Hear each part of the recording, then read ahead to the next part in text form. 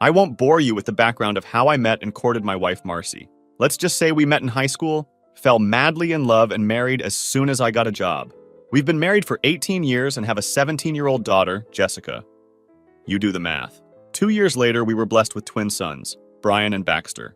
Life was good, and I had no complaints, but I was the only one. It seemed that Marcy had not been happy for some time. Today, I was lucky enough to find out everything. I worked for a small manufacturing company as their sole electronic data processing manager. I worked my way up to that position over the course of 10 years. However, I had more ambitious plans, and every night and most weekends, I worked with my best friend Elton to develop a computer server system that would provide instantaneous long-distance links. Although software development seemed to outstrip our hardware efforts, Elton and I were able to devise a small, tight system that we were almost ready to move forward. Unfortunately, we weren't working fast enough to save my marriage. Today was the day Marcy decided to give me the bad news. John, it's very simple. All I ask is $500 a month for child support. You keep the house, the furniture, and everything else. He had been explaining things to me for 15 minutes, and I, of course, was listening to almost nothing. I don't want to interrupt, but $500 seems small to me for 3 children. Marcy let out an exasperated sigh. John, it's only for Jessica, and only until she's 18. I'm doing my best to be fair, and I think $500 is reasonable. What about the kids? Aren't you taking them too? Sure you do, but you don't have to pay them child support because you're not their father. I'm very surprised you didn't realize that years ago. I guess that shows how really dense it was. No, I didn't realize. It didn't even cross my mind that the kids might not be mine. Now he was telling me that not only did he want a divorce, but that he had been cheating on me for at least 16 years. What else was there that I didn't know? My mind started to wander again. She kept talking, and I was trying to fit all the pieces together in my head. I'm sure what she was saying was important, but I couldn't concentrate. Okay. Damn right, all right. I'll agree to almost anything. The only thing I insist on is that I have Jessica every weekend and every school vacation, including summer. Marcy stopped talking for a moment. I can live with that. If it's okay with Jessica, I'll have the papers ready tomorrow. Will you sign them then? I could tell she was getting ready to leave. I hadn't realized it before, but she had been moving her things gradually over the past few weeks.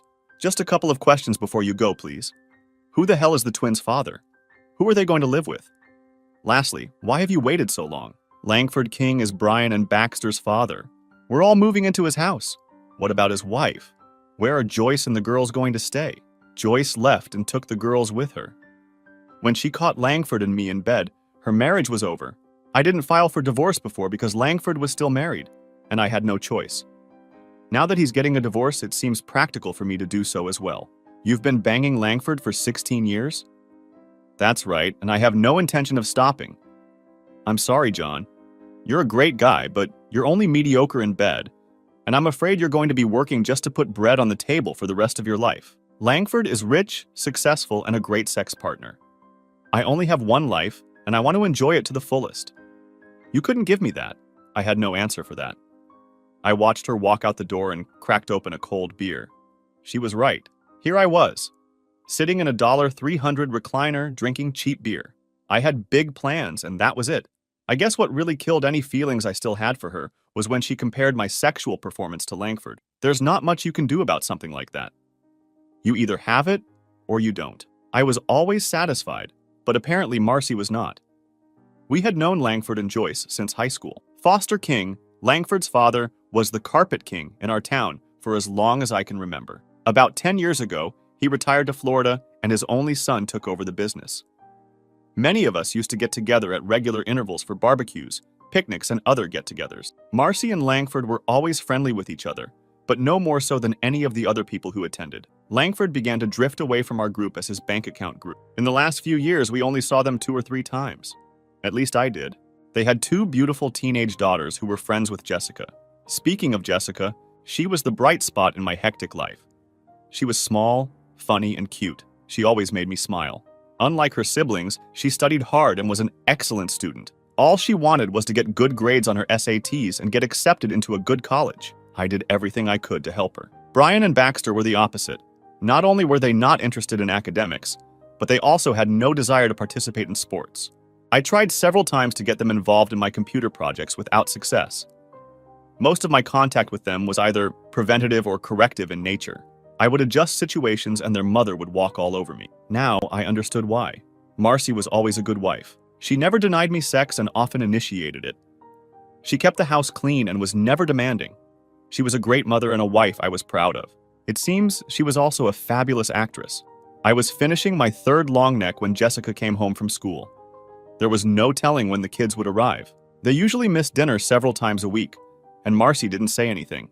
She had long since stopped arguing. "Hi, Dad. What are you doing home? Where's Mom?" I struggled up from the recliner and gathered my empty things. "Your mother asked me to come home for lunch today to tell me she wanted a divorce." My words sounded a little garbled, even to myself. I'm not a good drinker. "I'll get them. Sit down. I guess that explains why you drink in the middle of the day." Jessica took the bottles from me and carried them into the kitchen. "You had no idea, did you, Dad?" "No." I watched as he took off his shoes and dropped to the floor. "What's going to happen now? You and the boys and go live with your mother at Langford King's house. The mansion on the hill. Your mother always wanted to be rich, apparently." "It's not a mansion. It's just a big old house that his father built years ago." We sat in silence for a few moments. "Did you know that I am not the father of your siblings?" "Yes. Brian and Baxter joke about it a lot. I guess Mom told them years ago. Every time you scold them about something, they take it and then go somewhere and laugh." "Well, I guess that explains a lot, doesn't it? How do you know all this?" "I've known for years, but I didn't want to say anything. You seemed happy enough and I didn't want to rock the boat. A couple of weeks ago, Lisbeth and Carla told me they were moving to Lancaster. Her mother caught Mom and Mr. King in bed together. I figured something would happen soon." "You could mention it." "I don't think so." There was another moment of silence. "I'd rather stay here with you. You'll need someone to help you at home." That would never go forward. The court wouldn't allow it. However, I came to a small agreement. "How is that going to work?" "You can stay here every weekend and all school vacations, including summer." "I can make it work. Why don't you go take a shower and I'll order some pizza?" While we were eating, Jessica presented her plan for the separation.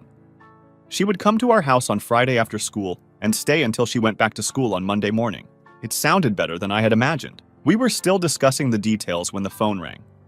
"John, I just wanted to tell you that the kids are here and will be staying the night. Tomorrow, while you're at work, the kids and I will move our stuff here. They can afford to miss a day of school. Jessica can spend the afternoon deciding what she wants to take and what she wants to stay there. I don't see any reason why we can't start the new arrangement right now, do you?" "No, that's fine with me. I'll tell Jessica." The reassignment of the bodies seemed to go smoothly. I found myself home alone and, to tell you the truth, a little relieved. I was having a hard time concentrating on work because I kept trying to figure out where I had gone wrong. Not knowing anything about my wife's relationship with a close friend didn't make things any better. Elton and his wife, Beth, offered me a shoulder to cry on, and I readily accepted. The obvious answer was booze, but I decided against it. Instead, I started devoting even more time to the server project. Beth wasn't too happy about Elton working more hours than he did, and I ended up having to send him home several times. The divorce papers were filed and Jessica started spending weekends with me. She was careful not to say anything derogatory about her mother, but she never seemed to have anything nice to say either. She seemed a little annoyed by the amount of time I was spending on server development. But she wasn't complaining. She kept busy doing the laundry and household chores that Marcy could no longer do. I didn't intend to use her in that way, but she seemed glad to have something to keep her busy other than studying for the SATs. I always had time to have lunch with her. It was late spring when things started to look up. Jessica was accepted to the University of Oregon and was also approved for a senior year abroad in Spain. She was worried that Marcy wouldn't let her go for some reason, but she needed her permission. I didn't understand her concern until I discovered that she had not told her mother about her college applications or the exchange program request. At my suggestion, Jessica asked her mother to sign the permission to go abroad, presenting it as a study trip, without further explanation. Marcy signed the paper without even looking at it. The following week, we applied for her passport.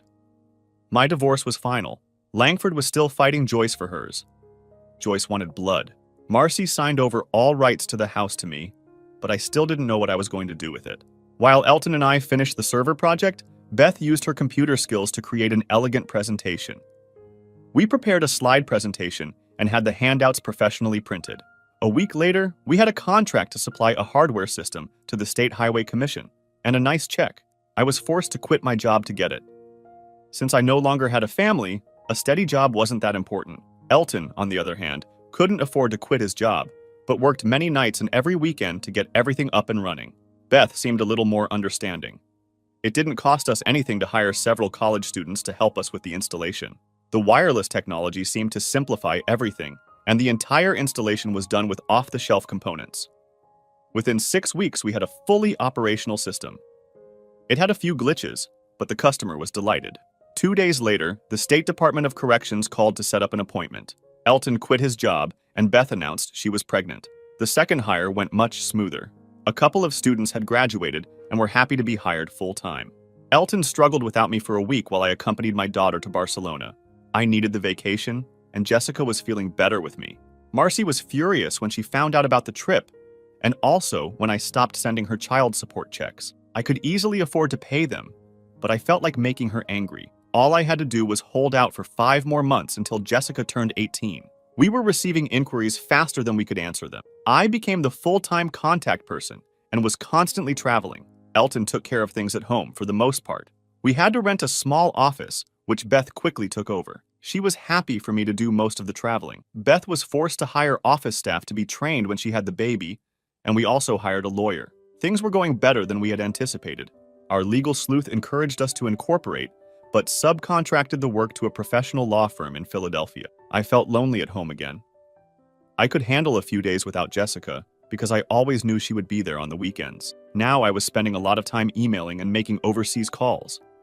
I guess being busy kept me from thinking about my loneliness. I never heard from Marcy or the boys. I spent Christmas in Spain with my daughter. Everything was wonderful. In 4 months, Jessica would return home and then back to Oregon for college. When I wasn't traveling, it was easy to create a ritual. Every morning I had the same breakfast in the same place, at the same cafe. It only took me a few weeks to become a regular. When I wasn't thinking about the project, I spent a lot of time thinking about what had gone wrong in my marriage. The more I thought about it, the more bitter I felt. I needed closure and some kind of satisfaction. My wife had humiliated me for 15 years. How could I let it go? A small article on the 3rd page of the morning paper gave me some hope. Philip Hughes sued King Carpets for wrongful termination. Apparently, Philip had been general manager of King Carpets for more than 10 years. He had worked for Foster King before he retired and stayed on. Apparently, Foster King was an honorable man and ran a straight business. Langford was doing things a little differently. Philip refused to accept the shoddy workmanship and substandard products Langford favored. When he complained, Langford fired him. The demand was weak, and he had little chance of winning. I decided I wanted to meet Mr. Hughes. My bank account was bigger than ever. Jessica had settled into college, and I had already paid for the first course. Things were starting to go well. I hadn't heard from Marcy in several months. I had no idea how well the new business was doing. I didn't even know it existed. It only took me 10 minutes to convince Philip Hughes to drop the lawsuit against Langford King. He had been wanting to open his own carpet business for several years, but didn't have the money or the backing. Elton was more than willing to put up half the money. Both he and Beth thought it would be a good investment. Other than King Carpets, the only competition would be the 2 large home stores in the area. Philip was confident that with the right customer service and pricing, he could stand up to them. Elton and I liked Hughes and allowed him to go forward on his own, with our financial blessing. Within 6 months, Empire Carpet was fully operational and making money. In that same period, Elton and I had expanded into our 6th state.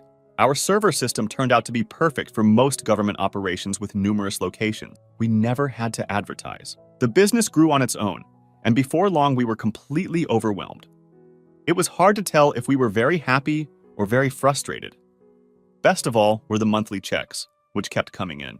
Brian and Baxter had been arrested for selling drugs. Most of the transactions were at their high school.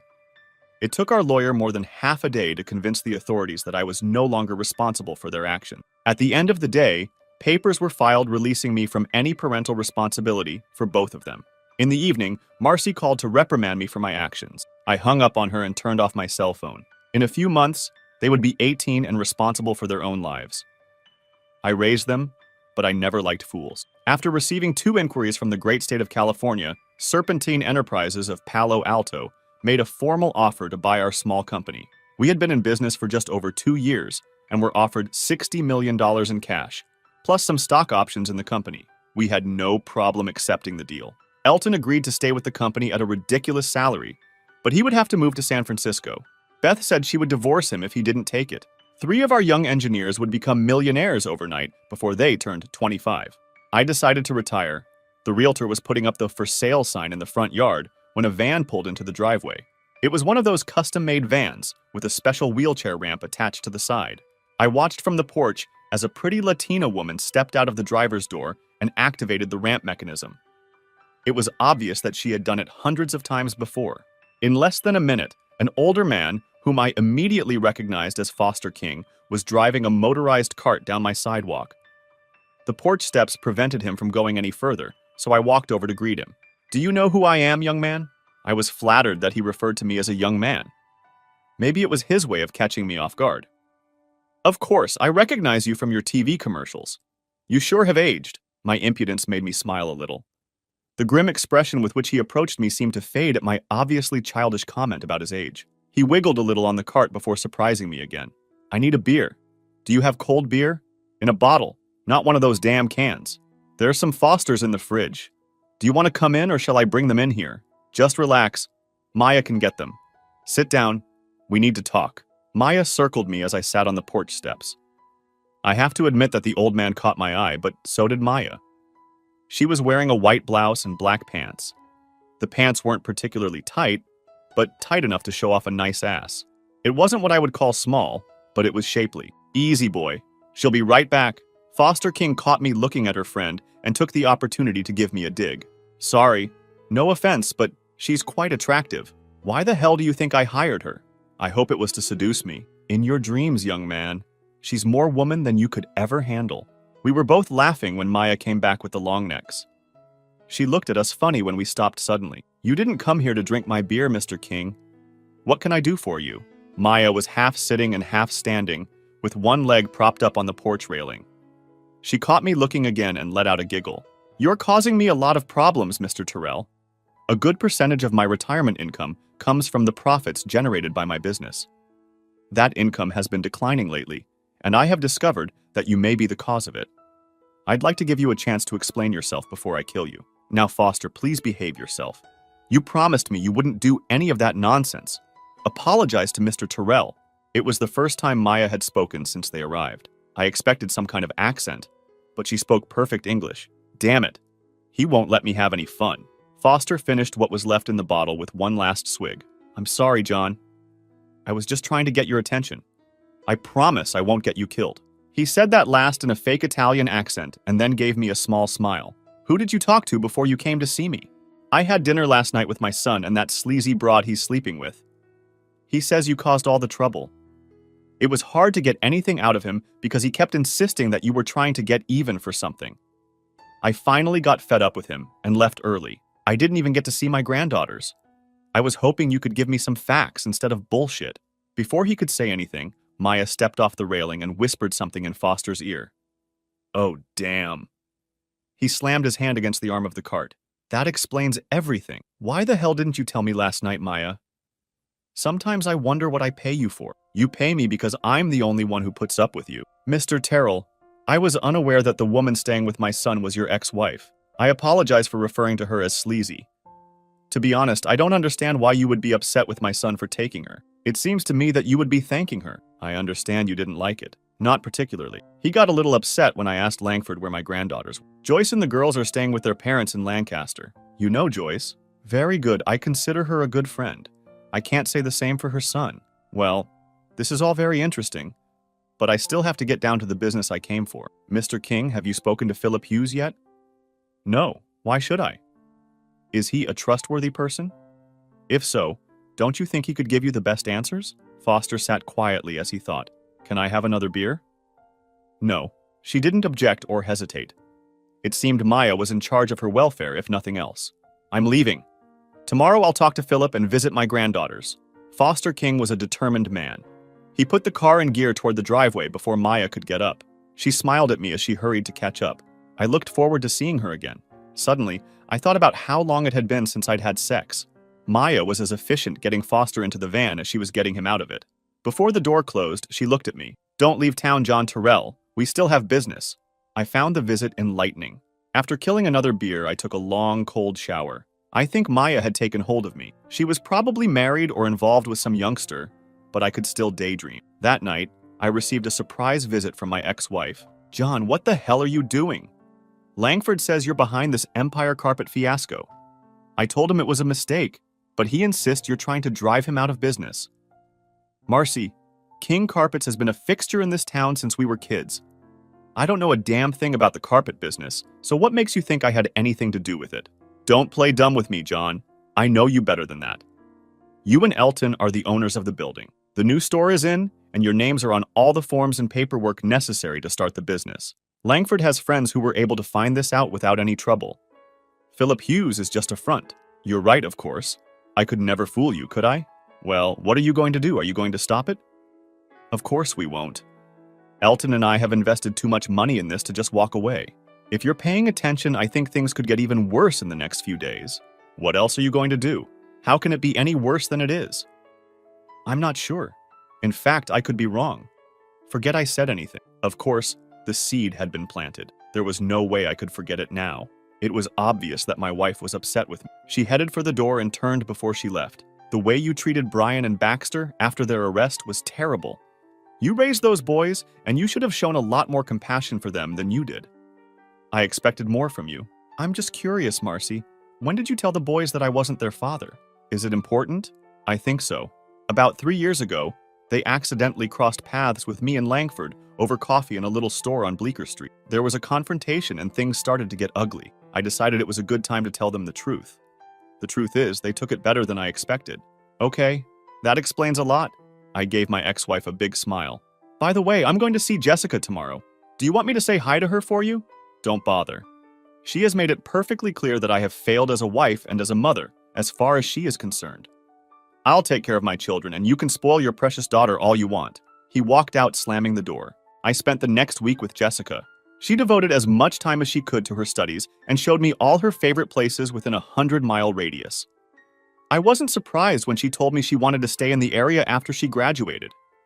I missed her, but I was proud that she was doing well.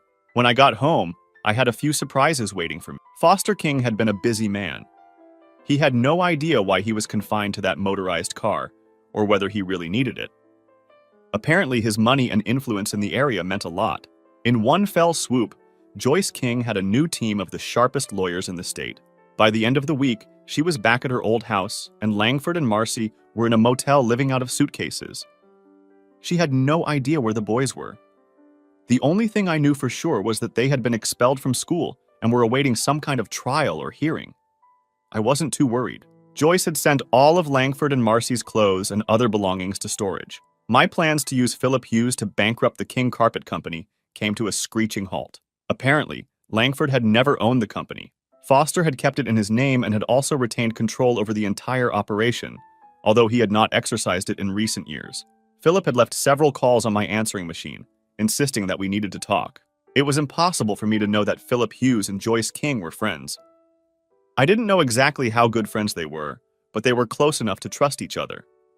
Foster King fired his son and got a court order to keep him away from the business and everything connected with it, including the company car. He also appointed Joyce as the new head of the operation. Since she had no real experience in the business, her only recourse was to ask Philip for help. Philip was torn between his loyalty to Elton and me and his desire to help Joyce. He desperately wanted to make everyone happy and sought my advice. Elton was 3,000 miles away.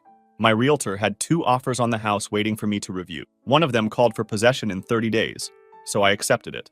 Jessica was gone, Elton and Beth were gone, and I had no reason to stay in the area. The realtor was putting the sold sign on the house when Marcy arrived. He stood in the driveway and stared at the word sold for a long time before approaching the house.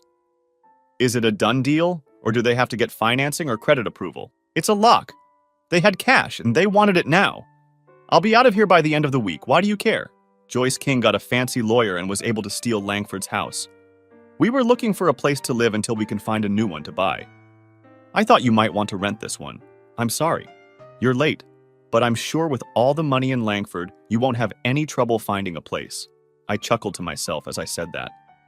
She had no idea that I was fully aware of the financial difficulties they were going through. I was sure Foster King was not going to go easy on her wayward son. Philip had informed Foster about how Langford was running the business and how he was treating his wife. Dad was not happy. Marcy didn't press the issue any further. As she left, I noticed the Alamo car rental sticker on the rear bumper of the car. Philip Hughes and Joyce King came to see me that afternoon. I was surprised at how well they got along. It didn't take long for us to come to an agreement. Empire Carpets would become Empire Floors, selling only tile and hardwood floors. King Carpets would sell only carpet. Philip saw no problem running both businesses, but would only do so if Elton and I agreed. He believed the two businesses would complement each other. He also indicated that after a few years, King Carpets might be interested in buying Empire. I thought that was very smart of him. I noticed Joyce had a sheepish grin on her face when he said that. I guess they were more friends than I thought. All the furniture and things in the house I gave to the Salvation Army. In fact, I also gave them most of my clothes. I had to renew my wardrobe, and it was a good time to do it. When I was done choosing, I could put everything I wanted or needed in the car. I spent an entire day closing accounts and making sure I had no outstanding debts. Somehow, Foster King got my cell phone number and forced me to have dinner with him that night. It would be my last day in town. I was sure things would go well. And in fact, I was looking forward to seeing Maya again. Foster King was a proud man and also liked to gloat a bit. He gave me a quick summary of his meetings with Hughes and Joyce. There was no doubt in his mind that the actions he had taken against his son were well-deserved. He thanked me for allowing Hughes to help Joyce. I tried to listen to every word she said, mostly out of politeness, but my eyes kept straying to Maya. She was wearing a gray-green evening gown that made her eyes sparkle. Her hairstyle and makeup were perfect. Foster noticed the distraction and paused once in mid-sentence, just to make me uncomfortable. Her laugh gave away her intention. Maya didn't join the conversation, other than to stop Foster from reordering the drinks and not letting him order dessert. She feigned a small pout and made a half-hearted comment under her breath. Maya excused herself to go to the ladies' room, and that gave Foster the opportunity to confront me. What are your intentions after selling your house? The house is sold, and I'm going to San Francisco tomorrow morning to see my friends, Elton and Beth. They have a new baby, and they've named him after me. Did you name your child John? Well, actually, Johnny, how could I say no? Where are you going when you get back? I have no idea. I'm going to leave my car at the airport, which is full of everything I own. I guess I'll drive south until something catches my eye. I have a better idea. Stay with me. My house is too big for me alone, and I hate seeing Maya alone all the time. Foster, what the hell are you getting at? Maya's husband died in a car accident about 3 years ago. She has no friends in West Palm Beach and little opportunity to meet any eligible men. You are the only man she has expressed interest in for the past year. Did he say anything? No, but I've noticed how he looks at you, and he's always interested when I talk about you. I'll tell you what, come and stay with us for a month. If nothing comes of it, you can get in your car and start wandering around again. You've got nothing to lose, and I'd really enjoy the company. The conversation ended when Maya returned to the table. She smiled at both of us, as if we had just done something wrong and she was indulging it.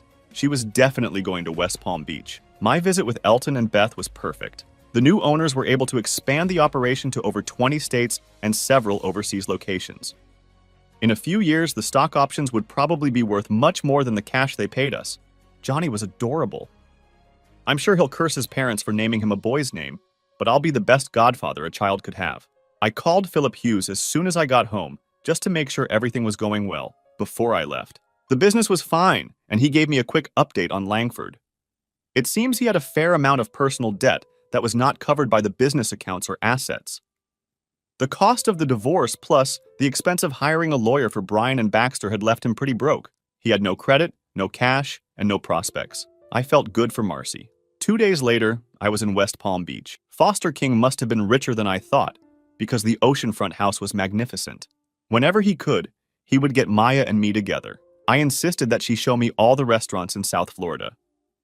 After a while, we would pretend to go out, but in reality, we would stay in the beach house watching TV. Eating out every night sounds better than it really is. I think he knew what we were doing, but he considered it as good as what we got to do.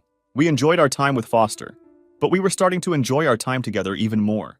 It seemed to make him happy. Maya and I started sleeping together after the 3rd week. Foster knew this, of course, and started bugging us relentlessly. He didn't stop until I moved into his room. That seemed to make him happy. Life was good. My financial situation was incredible. I lived in an oceanfront mansion with no expenses and shared my bed with a beautiful woman. My money was earning more interest than I could spend, and my stock options were growing so fast they made me blink. I bought a new car. I always wanted a Mercedes. Joyce's divorce had been finalized, and Philip Hughes soon moved in with her. Marcy, however, had second thoughts. Suddenly, being married to Langford King didn't seem like a good idea. Marcy seemed to disappear into the night. Jessica and I never heard from her again. Before the end of the year, Foster asked me to witness his new will. I never knew what exactly was wrong with him, but he seemed to be going downhill. He left all his assets to Lisbeth and Carla to be held in trust by their mother until they were 25. He left the business to Joyce on the condition that she marry within a year of his death. He left the West Palm Beach house to Maya with the same provision. Things didn't go as planned, but who was I to complain? Oh yeah, I'm getting married sooner than I expected, because I just found out that Maya is going to be a mother. If it's a girl, I won't name her Elton. Epilogue. Brian and Baxter decided to seek their fortune in Mexico, but things did not go well for them there. Marcy showed up from somewhere and asked me to help her with her legal expenses. I gave her $10,000 and never saw her or the kids again. Jessica finished her studies and moved to Barcelona. I'm not sure, but I think she met a young man there. Foster hung on for 2 more years. There was no autopsy, and I still don't know what was wrong with him. He lived long enough to be godfather to my new daughter, Foster Anne Maria Terrell. I will name the next one Elton.